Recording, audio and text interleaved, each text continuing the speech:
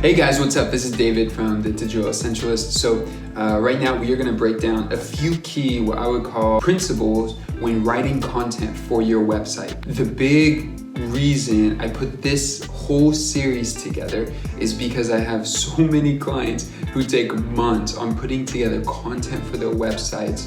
And in some cases that makes sense, but in some cases it's actually just basically a delay in the process, or you could call it procrastination in a way. And it's also just not knowing how to do it. It is difficult. It is sometimes seems overwhelming to write different sections. But what I'm here to do is demystify the fact that you don't need a page on your history. If you're just starting out your company, you don't need your company's history. If anything, even companies that have been around for 50 years in America isn't really a good sign of success in every case. Sometimes that's a bad thing.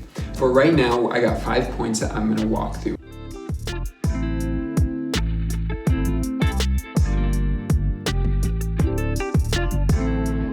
And the first one is gonna be get to the point. In today's world, in today's website, obviously people have like short attention spans, but what I'd like to highlight is really less.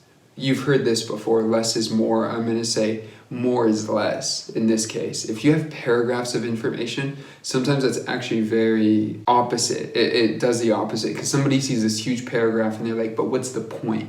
And if they don't have a clear understanding of what the point is, then they probably won't read it before they start. So that's why you see really big headers nowadays, because it breaks down right away what this section is gonna be about. Brilliant photography. And then right there, you almost know what the paragraph's gonna say. It's like a preference. So when you do end up writing the content, this is my suggestion. You want sentences to be between 8 to 12 words, not too long. You want paragraphs to be about 4 to 6 lines.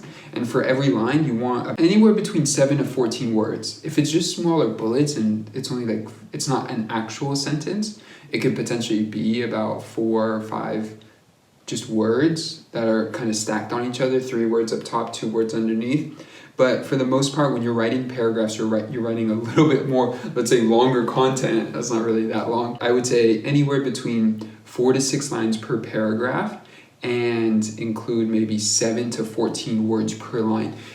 A big concern I see on websites is the text goes across the entire page. That is hard for the eye to follow. People don't necessarily read that. There are cases where that works if you're trying to do some other effect. 99% of cases though, I say that doesn't work. So you want the text to be padded into the center. If you ever see any blogs, New York Times, Medium, just any blog that you look at, the text never fills the entire screen. Typically for high-end blogs or big publication companies, you won't ever see the text go from one side of the screen to the other side of the screen, because the eye struggles to follow each line and go back to each line when it's too long. And the other thing is for that, when I'm talking about being to the point, just one more note for that is be direct. So talk to the person, you or your, or if you're talking about the company, we, including them in a way, including your whole team, including everybody along for the conversation. Second one is follow simple design principles. Now, if you have, say, 20 services you can offer, and sometimes that happens, especially with consultancies, you have like one service that can break down into 7 different ways, and there's 7 different ways to describe it.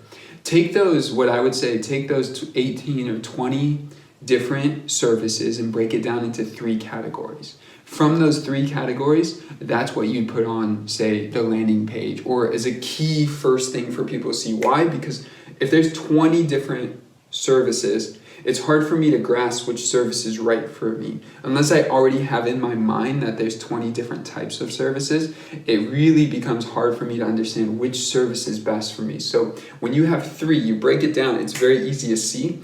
Also, that goes into the same idea of just simple design principles. You're gonna put 3 next to each other. You already know in your mind when you see services and then you see 3 little icons, what do you think? You already know. They have 3 service offerings.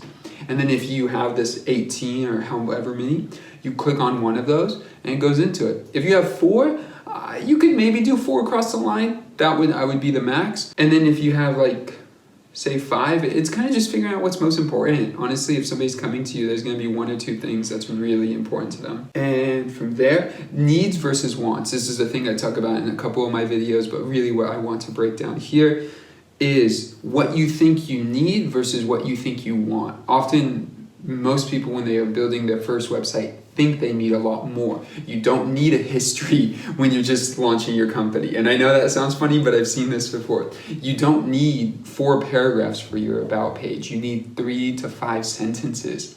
The about is basically describing why you got into business in the first place.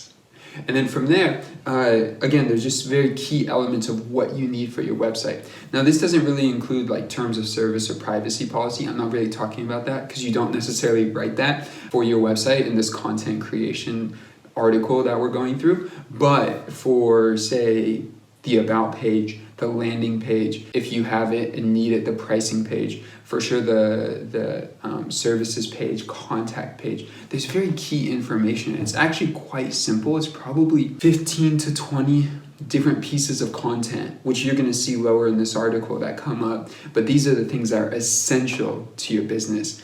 There's some other things that are nice to have. It is good to have a philosophy, but if you don't really have one, you don't have to put it. Or don't stress over it, or take 30 minutes and make it. But that's the max. It's not something that, especially if you're starting out and you're a small team, it shouldn't be something you overwhelm yourself about, because most people, when they first come, are going to be looking for key information when they get there. And then the next thing is going to be mobile first. So always design for mobile first with the preference towards the experience on mobile. Often I see that people start an experience on mobile and they end up going to desktop to complete the experience. So if they're going to be buying something or filling out a form or something like this. However, that brings up a key point that mobile is where they start. And if they have a bad mobile experience, that could lead to a lot of lost traffic or lost hope for people landing on your desktop site who want to take an action. They just don't know how. The site is too confusing or things aren't working, things like that. And then the final one is going to be connection points. Everything you write, everything you put out is going to be about connection points. The way that I describe connection points is if you are going to a hotel in a new city, maybe one of the things you're looking for is a hairdryer. You want to make sure the hotel that you're going to use has a hairdryer. Another example of that can be if you are looking for a particular, let's say, maybe software. If you're looking for a particular software and you want to see that you can use it for multiple accounts, you want that little note to be very high up. Sometimes people are looking to see if there's a refund policy or if how easy it is to cancel. Just putting the words cancel anytime clears that, and it's a connection point of closing the gap from where I am and what I need. There's often, I would say, 5 to 10 connection points people are looking for when they're making a purchasing decision. They're first looking at, does it do what I'm looking for?